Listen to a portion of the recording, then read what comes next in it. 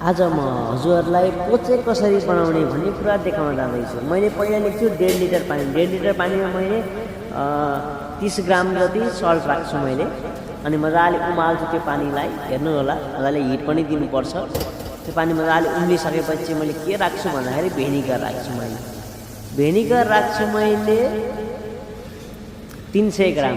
हेर्नुहोस् है, 300 ग्राम मैले भेनिगर राखिसकेपछि चट्ट फेरि मजाले उमाल्छु त्यसलाई। हेर्नु होला ध्यान दिएर। फेरि धेरै ठाउँमा त नेपालीहरूले चाहिँ पोचेक भनेर सनी साइड बनाइदिँदा यसो हेरेको, अनि त्यसलाई मजाले फिट्ने। भेनिगर सर्टलाई मजाले चलाएर त्यसरी फिट्नुपर्छ। हेर्नु, चलाउने मजाले। हेर्नु होला, हजुरहरूले नि बनाउनु। तर नेपालीहरूलाई खासै यो मन पर्दैन, पोचेक भन्ने त्यस्तो चिज हो। नेपालीहरूलाई खासै यो मिठो लाग्दैन कि कस्तो हुन्छ भने काँचो हुन्छ। नेपालीहरू काँचो केही पनि मिठो लाग्दैन, सबै चिज पाक्नु पऱ्यो, मजाले पाक्नु पऱ्यो। बरु ओभर कुकिङ भएको नेपालीलाई जान्छ, तर हाफ कुकिङ यस्तो यताउति भएको जान्न नि नेपालीहरूलाई। मलाई त्यति जान्न कि, तर धेरै नेपालीहरूलाई जान्न भन्ने कुरा हो। ल अब हिटलाई मैले टक्क स्लो गर्छु हल्का। पहिला हिट गरी मजाले उमाल्ने, त्यसलाई फेरि लो फायर गरेर टक्क फेरि मैले टक्क त्यो पानी उम्लिन छोड्नुपर्छ। त्यो हामीले अन्डा हाल्नुभन्दा पहिला चाहिँ त्यो पानी उम्लिनु हुँदैन। अब हिट कम गरिसकेँ मैले, अब अन्डा टक्क टक्क लाएर मैले राख्छु। हेर्नु होला, पानी पनि त्यो घुमिरहेको हुन्छ। त्यस्तो भयो भने चाहिँ के हुँदैन, अन्डाको राम्रो सेप आउँछ कि पानी घुमिराख्यो भने चाहिँ। त्यही भएर मैले पानीले मजाले घुमाएको। हेर्नु ल, हेर्नु अब मैले अन्डा फोड्दै टक्क टक्क लाएर राख्दैछु। हेर्नुहोस् होला, यो कस्तो भने अब हामीले कस्तो पकाउने हो।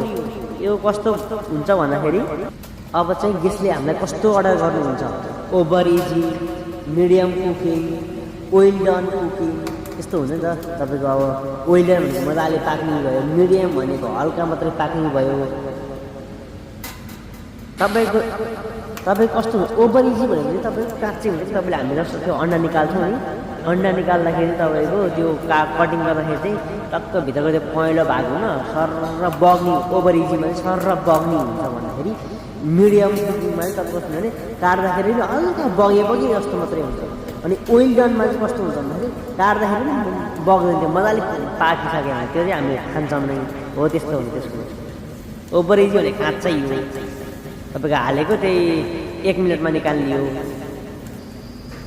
अनि हामीले चाहिँ आइसमा राख्यौँ भने चाहिँ तपाईँको 3 दिनसम्म युज गर्न सक्छौँ कि। त्यही भएर हामीले चाहिँ आइसमा राख्ने गरेका छौँ। ल हेर्नु, आइसमा निकाल्दै आइसमा राख्ने गऱ्यो भने चाहिँ हाम्रो 3 दिनसम्म राख्न मिल्छ कि। यसलाई अलि टेम्परेचर मिलाएर फ्रिजमा चिल्लरमा राख्यो भने चाहिँ राम्रो हुन्छ। हेर्नु, 3 दिनसम्म चाहिँ युज गर्न सक्छौँ हामीले। हेर्नु सेप हेर्नु, यस्तो हुनुपर्छ।